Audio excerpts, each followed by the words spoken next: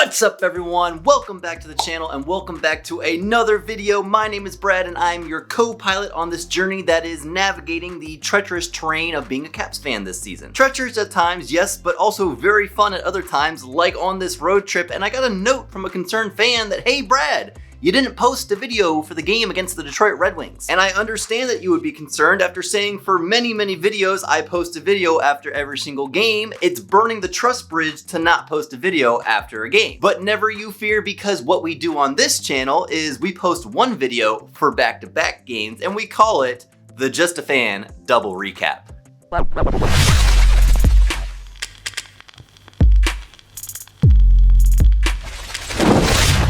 Oh, what a fun double recap this is going to be, because Caps win 2-0 against the Detroit Red Wings, and then Caps win 4-3 against the Columbus Blue Jackets. Talk about a roadie, a 4-point road trip. That is fantastic. Everything the Caps needed to get out of this road trip before they come home to play the Pittsburgh Penguins. And they started it off with a shutout. And not just any shutout, a franchise record-setting shutout. Zach Fucale is the first Caps in franchise history to post a shutout in his NHL debut. What the Fucale are you talking about? And it wasn't just gravy for him to get this shutout. He actually had to work pretty hard in the first 10 minutes of this game to earn a shutout. But after that, the team just rallied behind him, battened down the hatches, and it was a very defensive, responsible game. And in those first 10-15 minutes, Zach Fucale showed what he was made of.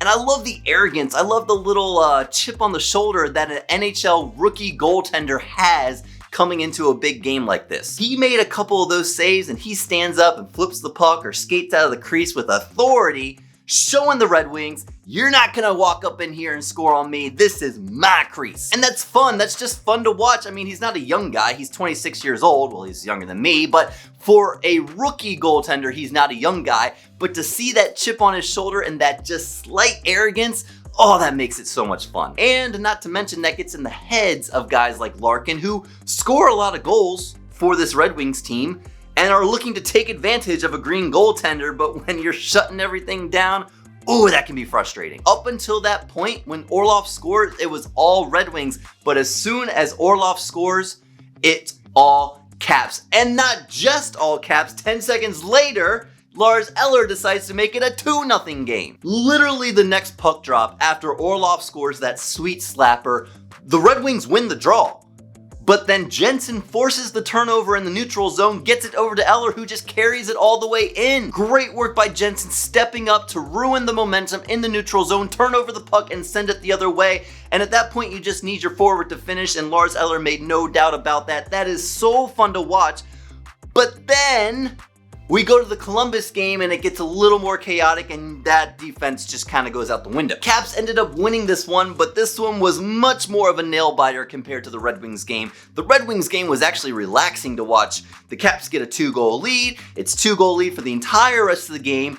Red Wings don't get too many chances in the second and third period, and it's almost like everyone can just relieve themselves, just give a sigh of relief and just let the game flow. But then you come to the Columbus game and I'm biting my nails down to their raw bits by the end of it. Just like in the Red Wings game, the Blue Jackets came out of the gate swinging in this game. They had it in for the Caps. They were beating the Caps to every puck. They were winning every puck battle. They were getting guys to the front of the net. And the Corrali goal is a direct result of all those good things happening for the Blue Jackets. Samsonov gives up a rebound, makes another great save, but then the third chance is the one that ends up going in. And guys, if you can't clear the crease by 3 whacks at the puck, you deserve to get scored on. You just can't let guys sit in the crease for that long. You can't let the puck bounce around for that long.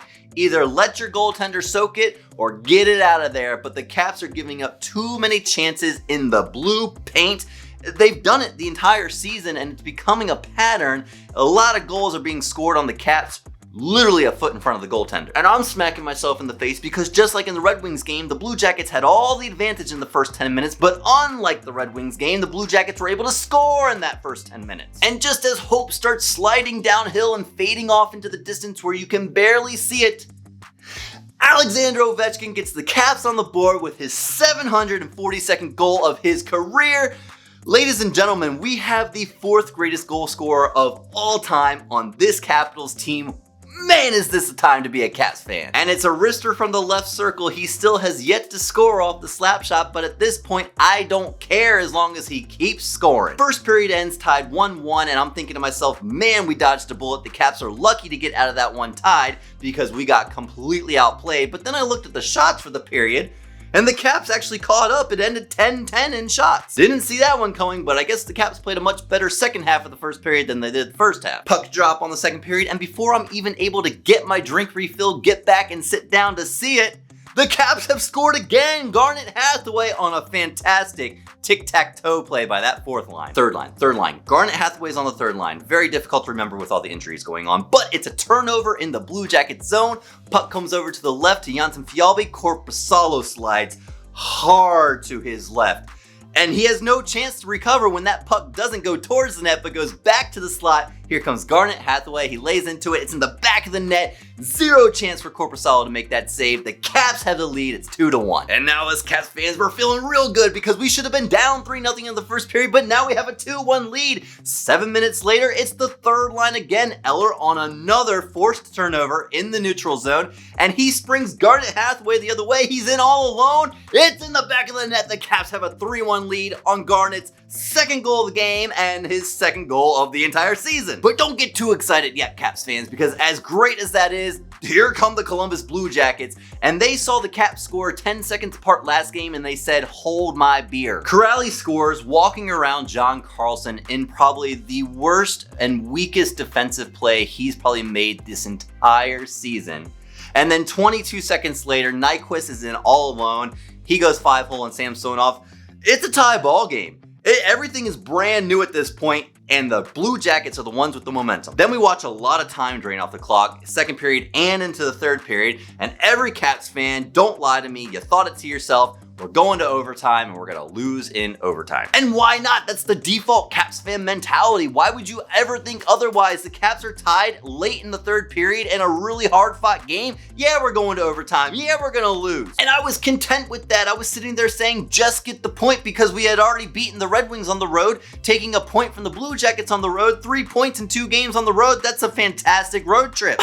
And then Connor Sheary heard me and he was like, bro, what are you talking about? Let me just sink this short side on Korpisalo with just a minute and a half left in the game, and we're gonna win this one. And that's exactly what he does. He beats Korpisalo short side to the post with just a minute 22 left in the game. And I think this entire goal is created because of Connor McMichael's presence right in front of the net. Let me explain. That puck comes to the left side of Korpisalo, and he has to get over to that post to cut off the short side, but he knows Connor McMichael has position on his defender right at the top of the crease, so Korpisalo has to respect that Sheary could come back across to the center looking for a deflection into the net, and that is what causes him to lean just a little bit away from that net, giving just the smallest bit of daylight to Sheary, and Sheary puts it in the only place that it could possibly go to end up in a goal, and the Caps take a 4-3 lead. And with that 4-3 lead, they take 2 points from the Columbus Blue Jackets for 4 points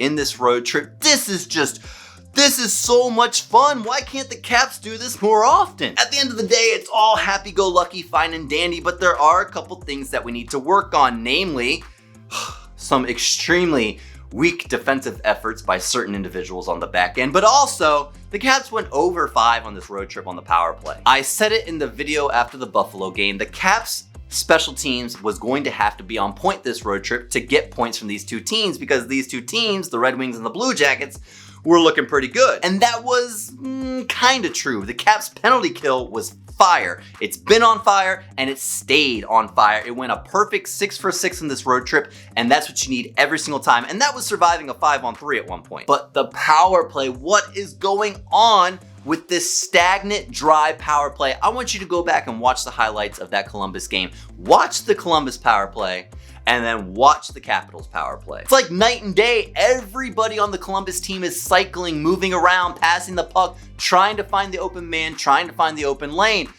Literally the exact opposite is the case for the Capitals power play. They finally get in once they're able to get into the zone, and they just stand there. They know their positions and they stand there waiting for something to open. Nothing's gonna open up. just standing still. You have to move around. And while they do try that little interchange with Carlson and Ovechkin, that I think that's just the stupidest thing that they could do. Alexander Ovechkin should not be at the point on the power play. I think if anything, you need to interchange Carlson and Kuznetsov. That would at least give you a big slap shot on either side of the ice, like, oh, I don't know, the Tampa Bay Lightning. You know, the Lightning who just won back-to-back cups. Yeah, those guys. It would at least give you some sort of threat on either side of the ice instead of the same old thing. But I'm not going to talk about it anymore because I'm wasting my brain power talking about it. It's the exact same thing. Every single video I complain about the exact same things, but nothing ever changes. When are the Caps going to watch my videos and start making the right choices? Yeah, whatever. I'm not going to get worked up about it. The Caps won 2 road games and now they come back home to face the Pittsburgh Penguins.